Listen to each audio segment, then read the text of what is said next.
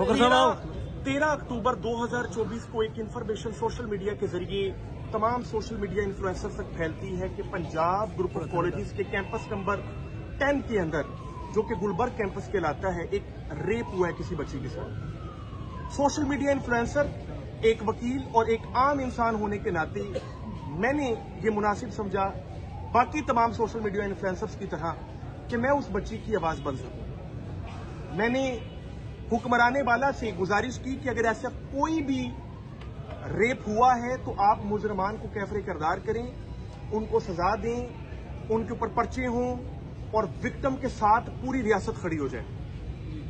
मेरी इस वीडियो के अलावा बहुत से सोशल मीडिया इन्फ्लुएंसर्स ने वीडियोस बनाई, क्योंकि एक रेप विक्टिम थी, उसके बारे सब लोगों ने इजहार यकजहती करनी थी। 14 अक्टूबर 2024 को बतौर वकील मैंने एक हेबियस पिटीशन फाइल कर दी कि लड़की जहां पर भी है उसको रिकवर करवाकर कोर्ट में पेश किया जाए। 14 अक्टूबर 2024 को ही मुतलका कॉलेज का रजिस्ट्रेशन सस्पेंड कर दी जाती है। 14 अक्टूबर 2024 को वजीर तलीम का बयान आता है कि जी वाकई रेप हुआ है। 14 अक्टूबर 2024 को बड़े पैमाने पर एहतजाज होते हैं। इन तमाम चीजों को मद्देनजर रखते हुए हेबियस पिटीशन के अंदर हम कहते हैं कि जनाबे वाले ये कहा जा रहा है कि एवर केयर हॉस्पिटल के अंदर कोई बच्ची है तो हेबियस पिटीशन के अंदर बैल ऑफ अपॉइंट करें, हम जाकर देख लेते हैं, लड़की की स्टेटमेंट ले लेते हैं, सारा मामला खुल के बाहर आ जाएगा। पुलिस ने कहा ऐसा कोई मामला नहीं है, एफआईए ने कहा ऐसा कोई मामला नहीं है। जब सारी चीजें कंट्राडिक्ट करना शुरू हुई तो फैक्ट फाइंडिंग कमेटी बनी 14 अक्टूबर 2024 को, जिसने 48 घंटे में रिपोर्ट जमा करवानी थी। मेरी हेबियस पिटीशन के अंदर 48 घंटों का टाइम दिया गया। 16 अक्टूबर 2024 को हेबियस पिटीशन लगी। 16 अक्टूबर 2024 को फैक्ट फाइंडिंग कमेटी ने अपनी रिपोर्ट कोर्ट में सबमिट नहीं करवाई, जिसका मतलब ये था कि एक तरफ पुलिस कह रही है कि लड़की की हमने स्टेटमेंट ली है, दूसरी तरफ एफआईए कहती है कि हमें लड़की मिल नहीं रही, तीसरी तरफ वजीर तलीम कुछ कह रहा है, चौथी तरफ कॉलेज का रजिस्ट्रेशन को सस्पेंड कर दिया गया, पांचवी तरफ बड़े पैमाने पर प्रोटेस्ट हो रहे हैं और पंजाब असेंबली ने भी फैक्ट फाइंडिंग कमेटी बना दी। फैक्ट फाइंडिंग कमेटी कहती है कि लड़की पलंग से गिरी, वालिदैन कहते हैं सीढ़ियों से गिरी।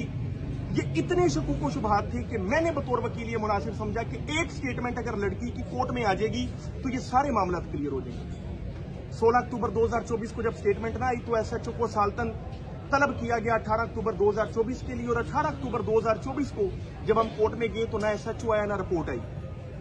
मैं ये सारी अपडेट, लीगल अपडेट थ्रू अपने सोशल मीडिया चैनल्स में देता रहा। मैंने स्टूडेंट्स को कहा कि किसी किस्म का कोई प्रोटेस्ट नहीं करना, लीगल कार्रवाई शुरू हो गई है, लेकिन बतौर वकील मैं सिर्फ इतना कर सकता था। 18 अक्टूबर 2024 से 21 अक्टूबर 2024 की डेट पड़ी।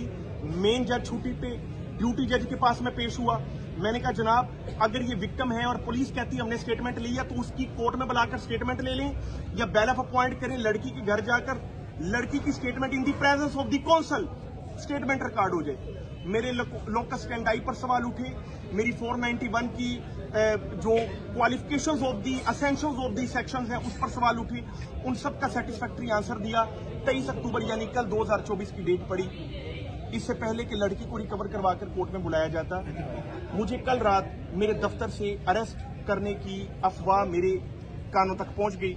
बजाय कि मैं अपने दफ्तर से भागता, चूंकि मैं हक पर था, पुलिस मेरे दफ्तर में एंटर हुई उससे पहले ही मैं उनके साथ निकलकर बाहर आया, अपनी गिरफ्तारी दी कि अगर मेरी पूरी कार्रवाई के अंदर मैंने अगर कोई फाल्स इंफॉर्मेशन दी है तो मैं कसूरवार हूं, लेकिन अगर बतौर वकील मैंने अगर कोई लीगल एक्टिविटी की है उसके ऊपर अगर आपका कोई लीगल ऑब्जेक्शन नहीं है तो ये इलीगल अरेस्ट पर इंशाल्लाह हम कड़ा जवाब देंगे। यही हुआ। आज जब मैं यहां पर कोर्ट में आया तो मियां फैज साहब मेरे साथ मौजूद थे, मलक फहीम खोखर साहब मेरे साथ मौजूद थे, फैसल जट साहब मेरे साथ मौजूद थे, मियां बलाल साहब, अवैस अब्बासी साहब, मेरे भाई मियां अब्दुल अजीम साहब, मियां अब्दुल हलीम साहब, शुजात भाई और बेशुमार हमारे दोस्त मौके पर मौजूद थे। ये तमाम वकला जो आपको यहाँ पर नजर आ रहे हैं, इनके अलावा एक बहुत बड़ी तादाद में वकला ने आकर मेरे रिमांड को कंटेस्ट किया और अल्हम्दुलिल्लाह जिस धट से कोई मक्तल में गया वो शान सलामत रहती है। ये जान तो आनी जानी है, इस जान की कोई बात नहीं। अल्हम्दुलिल्लाह मियां फैज साहब के जानदार आर्ग्यूमेंट्स और मेरी सच्चाई आज कोर्ट में साबित हो गई और उस पर्टिकुलर एफआईआर से जिसमें मुझे गिरफ्तार किया गया मैं डिस्चार्ज हो गया। ना सिर्फ मैं डिस्चार्ज हुआ, मेरे साथ एक को एक्यूज को पकड़ा गया जो मेरी पोस्ट शेयर करता था वो भी डिस्चार्ज हो गया। शुक्र अल्हम्दुलिल्लाह, ये उन तमाम दोस्तों के लिए एक बहुत बड़ा लेसन है कि हक और सच का साथ आपने कभी नहीं छोड़ा।